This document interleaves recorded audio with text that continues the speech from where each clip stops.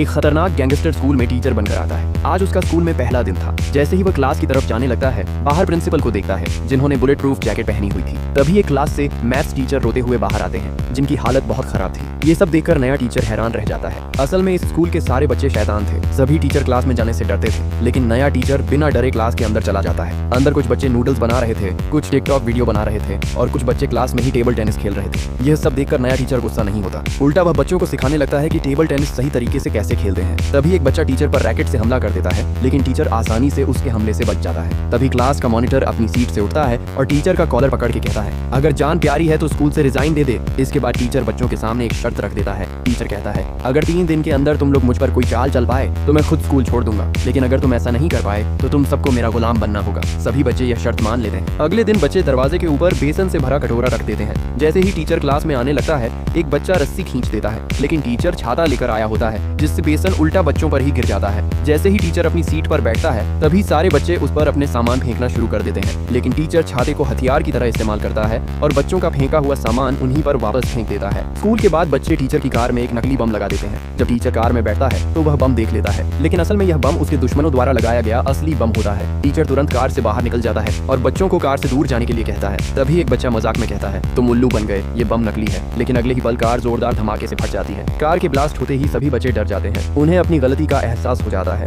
इसके बाद सभी बच्चे टीचर की बात मान लेते हैं।